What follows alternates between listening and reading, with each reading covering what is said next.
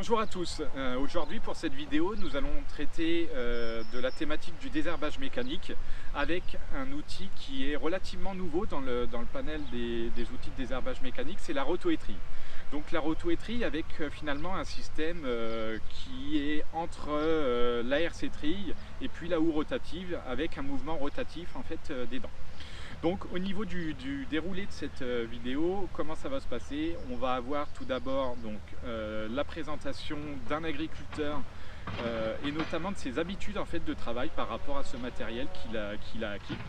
Ensuite, on regardera les présentations des différents constructeurs. Avant ça, on va commencer par une présentation de Pierre, notamment sur l'aspect leviers qui vont être complémentaires au désherbage mécanique. Oui, bien sûr. Bonjour Émeric, bonjour à tous. Donc comme Émeric le disait, la gestion sans herbicide des adventices passe notamment par le désherbage mécanique, mais pas que. On va employer déjà différents leviers agronomiques qui sont généralement d'ailleurs les plus efficaces, qui sont très utilisés également en agriculture biologique. Le premier levier, c'est de retarder les dates de semis. On va être sur des semis qui vont être plutôt retardés sur fin octobre, voire la première quinzaine de novembre en céréales d'hiver. Ensuite, la rotation, des rotations les plus longues, les plus diversifiées possibles, avec une alternance des dates de semis. L'alternance des cultures d'automne et des cultures de printemps sont également prépondérantes pour la gestion des adventices sans herbicide ou en alternatif. La couverture du sol, donc l'intérêt d'avoir des variétés de céréales qui soient très couvrantes, qui permettent d'explorer au maximum la surface du sol et de limiter la lumière, donc de limiter la concurrence, est également un atout, tout comme l'association des cultures, à savoir notamment des associations type triticale pois ou métail, qui permettent là aussi une bonne couverture du sol. Enfin, on va avoir tendance à semer de façon un peu plus dense, donc on va généralement avoir des semis qui sont en céréales, en blé, débuter de l'ordre de 350 grammes au mètre carré jusqu'à 400 grammes au mètre carré, qui permettent également une bonne couverture du sol. Damien Robert à Pinicourt, agriculteur sur deux sites, un site en terre de Champagne, en terre de craie, et un site en terre de limon argileux. J'ai acheté il y a 3 ans une rotoétrie dans le but de changer un peu mes méthodes de désherbage. Cette rotoétrie me plaisait parce qu'elle était elle me semblait assez polyvalente dans les utilisations. Je l'ai achetée dans le cadre d'un PCAE. Et puis j'en ai fait diverses utilisations qui étaient différentes de ce qui était prévu au début. Donc je suis agriculteur principalement à titre conventionnel et une partie en bio. Cette rotoétrie, je l'utilise principalement sur 3 cultures. Donc sur mes désherbages bio, ces dernières années, mes 2 parcelles qui étaient en bio étaient en luzerne. Mais avant, j'étais en triticale pour une partie et en avoine pour une autre partie. Et puis donc je l'utilise aussi en conventionnel, en désherbage orge de printemps principalement, et puis betterave sucrière en fonction de comment je peux intervenir. Sur le point de vue plutôt technique, la rotoétrie me sert quand même à désherber au printemps mes luzernes et à aérer les sols. Sur la partie orge, je m'en sers en désherbage donc de printemps. Il faut vraiment que les sols soient quand même relativement plats. Parce que du fait, moi je l'ai pris en grande largeur, c'est-à-dire en 12 mètres, du fait de la largeur, si on a une butte qui est un peu au-dessus du niveau de la terre, c'est vrai qu'on a tendance quand même à détruire une partie de l'orge. La partie betterave se fait généralement au stade 6-8 feuilles, et donc on désherbe en plein, donc ça c'est vraiment un avantage. On ne va pas très vite, autour de 4-5 km/h.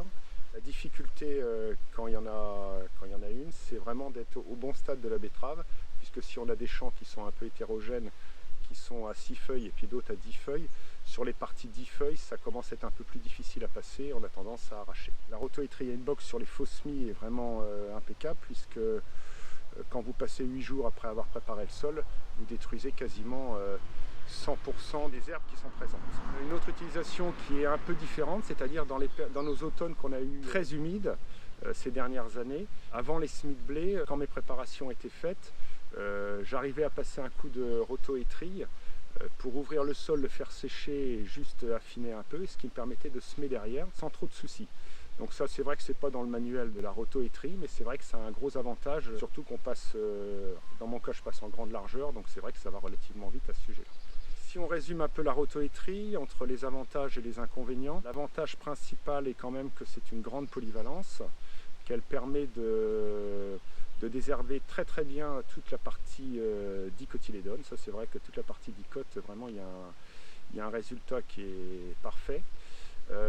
L'inconvénient est peut-être sur la partie graminée, où c'est quand même difficile en fonction des périodes d'utilisation d'avoir toutes les graminées, ça c'est quasiment impossible, mais d'avoir plus ou moins de graminées détruites en fonction de la taille des graminées. Ça, c'est vrai que c'est la partie un peu difficile. Sur l'aspect général de la machine, c'est vrai que c'est une machine qui me convient. Simplicité d'utilisation, et donc qui va relativement bien dans une nouvelle démarche agricole de réduction des phytos, puisque on arrive à réduire sur certaines cultures les phytos, de gagner un passage. En désherbage betterave, on peut gagner un passage, en désherbage orge, on gagne carrément un passage.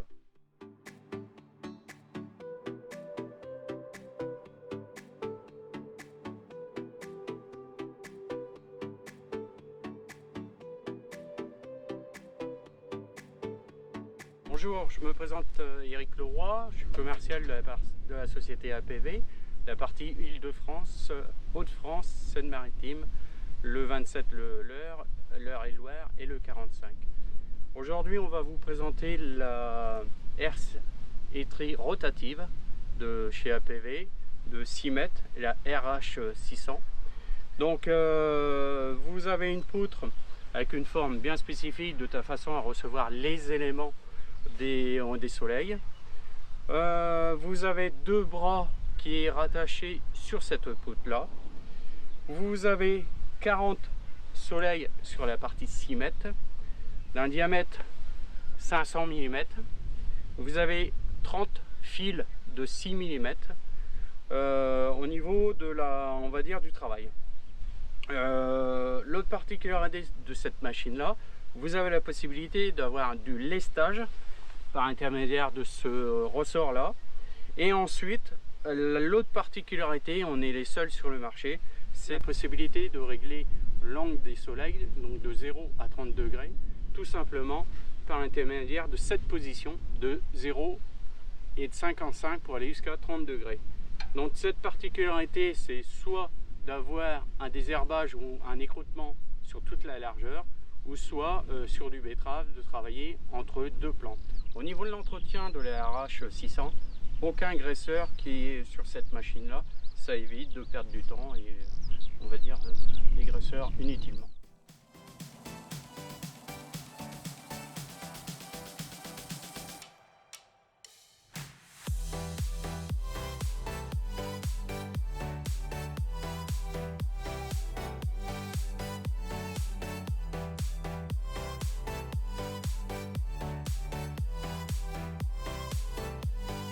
Bonjour, je suis l'inspecteur commercial pour le Grand Est pour la société Heinbock. Heinbock est une société autrichienne qui est spécialisée en désherbage mécanique depuis les années 30.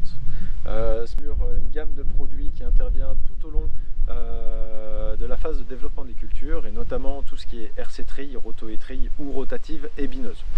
Aujourd'hui, l'objectif est de vous présenter donc la rotoétrie Aerostar Rotation, qui est une machine donc comme vous pouvez le voir ici, de 12 mètres, qui va intervenir sur une plage d'intervention très large, notamment un nœud pour des céréales, 6-7 feuilles pour du maïs. L'avantage de cette machine, c'est qu'elle va pouvoir travailler sur des adventices beaucoup plus développés que des adventices pour une herse-étrie par exemple, et surtout on va pouvoir intervenir sur des parcelles avec beaucoup de débris. Ça correspond très bien à tout ce qui est semi-direct, TCS et autres, contrairement à une herse-étrie qui va avoir tendance à peigner le sol et à ramener beaucoup de matière sous les compartiments. Donc dans sa composition, c'est une machine donc avec un châssis dont on règle l'appui avec 4 roues de terrage. Ensuite, sur ce châssis sont positionnés des compartiments d'1,50 m. Sur chaque compartiment, vous avez 10 étoiles qui vont travailler sur 15 cm de largeur, Et la pression de chaque compartiment va être gérée indépendamment et elle va se compenser en fait de compartiment en compartiment sur 12 mètres par des vérins hydrauliques. Chaque vérin va tendre un ressort de pression et ensuite chaque étoile va travailler indépendamment car chaque étoile est montée sur un bras indépendant qui est fixé à un axe pour avoir un meilleur suivi de terrain. Toutes les étoiles de côté droite et côté gauche sont inclinées dans un seul sens, de manière à ne pas avoir de déport de la machine à droite ou à gauche. C'est pour cela qu'on a installé une double étoile au centre de la machine pour travailler l'espace non désherbé. Donc la pression hydraulique se gère directement de la cabine. Pour avoir une meilleure visibilité, il y a une barrette juste derrière moi qui est un indicateur qui va de 1 à 5, sachant que 1 est le minimum, 5 est le maximum. Pourquoi est-ce qu'on a installé ça? Parce que en fonction des structures de sol, mais également du développement racinaire des cultures, on va donner plus ou moins de pression, plus ou moins de vitesse pour travailler au mieux et justement ne pas trop abîmer la culture de manière à avoir des bons résultats sur la fin de l'année.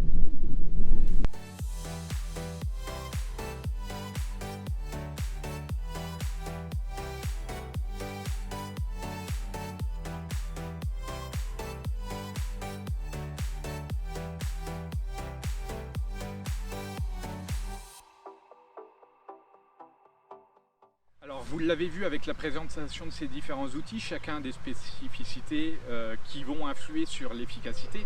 Mais ce qui est le plus important pour tous les outils de désherbage mécanique, c'est des paramètres clés tels que les conditions météo. Alors là par exemple on est dans une journée idéale puisque on a, comme vous pouvez le voir, un grand soleil. Il y a d'autres conditions aussi qui vont venir affecter l'efficacité du désherbage mécanique. C'est le stade des cultures, c'est le stade des adventices, avec l'intérêt c'est d'intervenir toujours le plus tôt possible pour garder une efficacité optimale. Donc tous ces paramètres-là, ils sont importants à prendre en compte et vos conseillers au niveau de la Chambre d'agriculture sont bien sûr là pour vous répondre. Merci et à bientôt pour de nouvelles vidéos.